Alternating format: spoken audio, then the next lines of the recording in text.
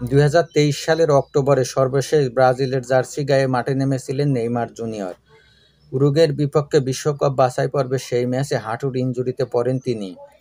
দীর্ঘ ১২ মাসের চোট কাটিয়ে গত বছর অক্টোবরে ক্লাব ফুটবলে মাঠে ফেরার পর আবারও চোটে পড়েন তিনি। সে কারণে সৌদি ক্লাব আল হিলাল ছেড়ে নিজের শৈশবের ক্লাব সান্তোসে ফেরেন এই ফরোয়ার্ড। গত ফেব্রুয়ারিতে সান্তোসের হয়ে মাঠে ফিরলেও ছন্দে ছিলেন না নেইমার। অবশেষে নিজের পুরনো ছন্দে ফিরতে পেরেছেন ৩৩ বছর বয়সী এই ফরোয়ার্ড। তার দুর্দান্ত পারফরম্যান্সে ব্রাজিলিয়ান সিরিয়াতে গত মঙ্গলবার জুভেন্তুদের বিপক্ষে ৩-১ গোলে জিতেছে তার ক্লাব সান্তোস। সেখানে নেইমার করেছেন জোড়া গোল।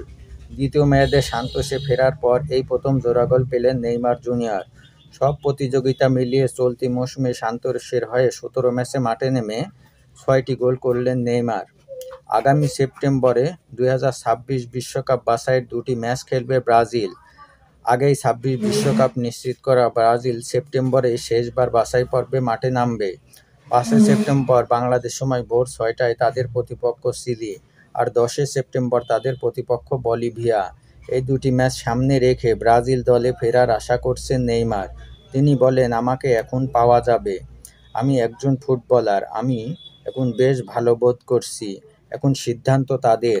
এর আগে গত জুলাইয়ের বিশ্বকাপ বাছাই পর্বের স্কোয়াডে নেইমারকে রাখা হয়নি।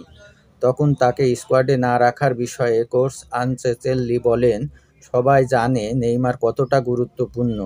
সে বিশ্বকাপে খেলার জন্য ব্রাজিলে ফিরেছে এবং সেভাবে নিজেকে প্রস্তুত করছে। আমিও চাই সে বিশ্বকাপের জন্য প্রস্তুত থাকুক। বিষয়টি খোলাখুলিভাবে জানাতে আমি তার সঙ্গে সরাসরি দেখা করেছি এবং কথা বলেছি। এখন সবার চোখ তার দিকে। গত কয়েকটি ম্যাচে ৯০ মিনিট সে যেভাবে দাপট দেখিয়েছে সেটি নিশ্চয়ই নির্বাচকদের নজর এড়ায়নি। তবে সেপ্টেম্বরে বিশ্বকাপ বাছাই পর্বের স্কোয়াডে নেইমারকে দেখা যাবে কিনা সেটি সময়ই বলে দেবে।